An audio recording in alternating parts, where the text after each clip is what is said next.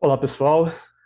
Hoje a gente está aqui na Forja para discutir mais um quadro clínico importante que eventualmente pode vir a ser cobrado nesse ano na prova de título de especialista da SBOT.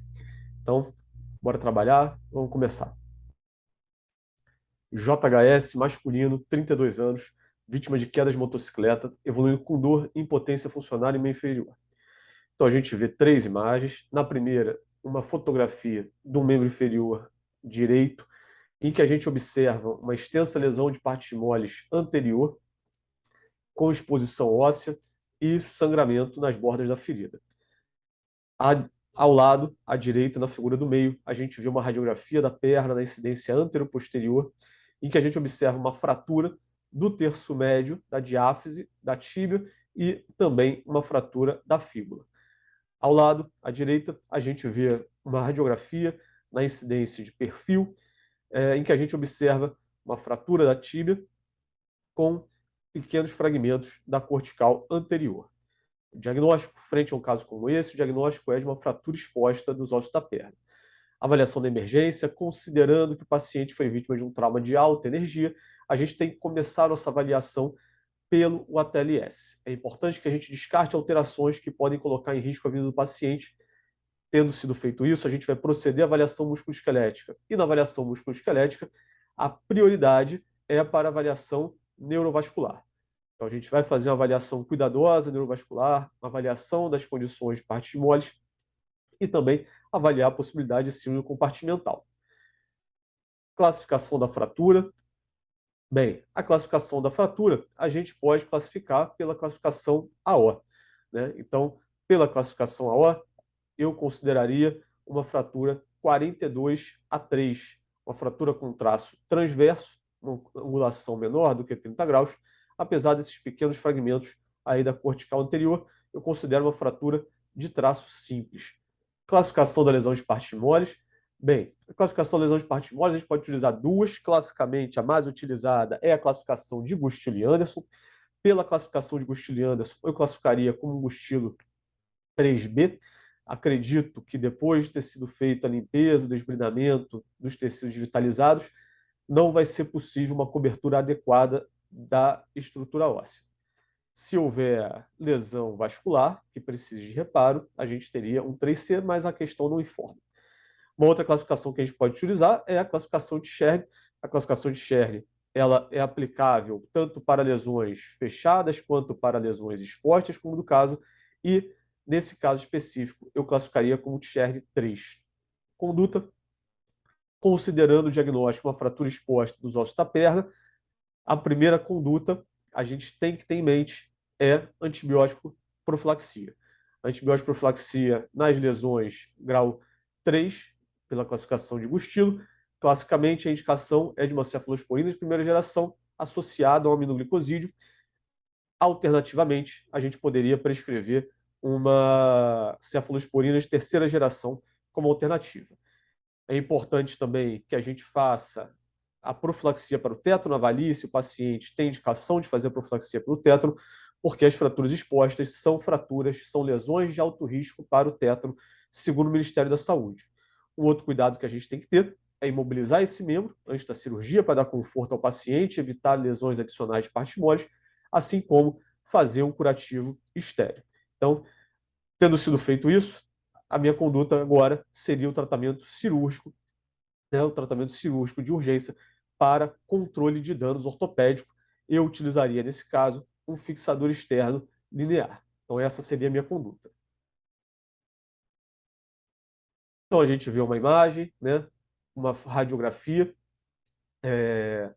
na incidência anteroposterior da perna, em que a gente observa uma fratura alinhada, né, uma osteossíntese com placa e parafuso na fíbula, associada a um parafuso transinesmal, e um fixador externo linear com duas barras.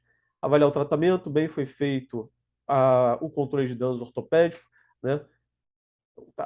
O fixador externo na tíbia está adequado. Eu não faria, não colocaria esse parafuso transinesmal. Esse parafuso transinesmal me parece bem inadequado, está bem fora da zona da sinesmose, muito proximal, né? Mas foi o que foi feito, né? Particularmente eu não faria, ainda que seja possível fazer a osteossíntese da fíbula se as condições de partes moles na via de acesso permitirem. Como aumentar a estabilidade do fixador externo? Várias maneiras, aumentando a distância entre as barras, aumentando a distância dos pinos de chance, cada fragmento de fratura, e também a gente pode utilizar pinos de chance mais calibrosos, são alternativas. Tratamento definitivo, a osteossíntese definitiva, ela vai ser feita tão logo as condições de partes moles permitam. Considerando o padrão de fratura, uma fratura de afisárias, traço simples, nosso padrão ouro seria uma fixação interna, um tutor intramedular, utilizando uma haste intramedular bloqueada. Bem, pessoal, 5 minutos. Então, esse é um caso bastante frequente, é do dia a dia da nossa vida como ortopedista. Vocês vão ter oportunidade de ver casos como esse, já viram muito certamente durante a residência, e é importante que a gente maneje de forma adequada. É dessa forma que a gente na Forja responderia a essa questão.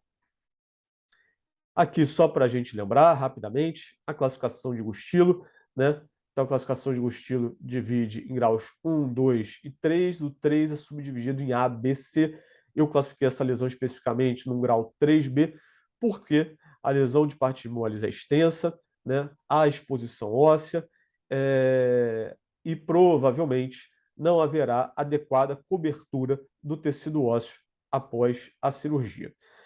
O grau 3C é a fratura exposta com lesão arterial. A classificação de Sherry, né? Então a classificação de Sherry é outra classificação importante, né? Menos utilizada no nosso meio do que a classificação de Gustilo, mas é uma classificação muito importante, e nesse caso eu classifiquei como Sherry 3. Outra coisa fundamental que a gente não pode esquecer: quando vocês forem apresentados a um caso de uma fratura exposta, de qualquer segmento, o examinador não quer saber se você sabe que tem que operar. Não é isso. Ele quer saber se você sabe como tratar uma fratura exposta. E o manejo de fratura exposta é muito mais do que apenas a cirurgia. A gente sabe que a medida mais importante para a prevenção de osteomielite após fraturas expostas é a antibiótico profilaxia precoce. Então é fundamental que a gente cite isso, que a gente cite a necessidade de antibiótico profilaxia precoce. Mas a gente também não pode esquecer a necessidade de um curativo estéreo, né? No ambiente hospitalar, a recomendação é usar material estéreo para fazer a cobertura. A gente irriga a ferida com o soro fisiológico, limpa ali a sujidade mais grosseira e coloca material estéreo para cobrir a ferida, imobiliza provisoriamente, né, para evitar lesão adicional de partes moles.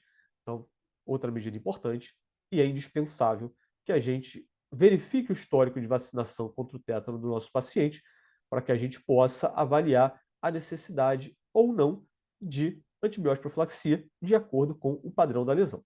Então, profilaxia em ferimentos com alto risco de tétano, esse é o protocolo do Ministério da Saúde, são as recomendações do Ministério da Saúde, e a gente tem que lembrar que a fratura exposta é uma lesão com alto risco de tétano. Outra questão que foi levantada, né, nesse caso são as medidas que a gente pode lançar mão para aumentar a estabilidade da nosso fixador externo. Então, a gente pode aumentar a estabilidade do nosso fixador externo aumentando a distância entre os pinos de chãs em cada um dos fragmentos. Então, tanto no fragmento proximal quanto no fragmento distal, se a gente aumenta a distância entre os pinos de chãs, a gente vai ter uma construção mais estável. Reduzindo a distância da barra em relação à pele, naturalmente que essa distância ela não pode prejudicar o cuidado com as partes moles, a prioridade é o cuidado com as partes moles. Uma outra medida é aumentar o calibre dos pinos de chãs. Então, aumentando o calibre, o diâmetro dos pinos de chãs, a gente pode aumentar a estabilidade. Se a gente aumentar o número de barras, a gente também aumenta a estabilidade. E a gente pode utilizar uma construção multiplanar, fazer uma construção em 2 planos. Isso também aumenta a estabilidade da nossa osteossíntese. Era isso que a gente tinha para discutir no caso de hoje. Continue acompanhando a gente para ver os próximos casos.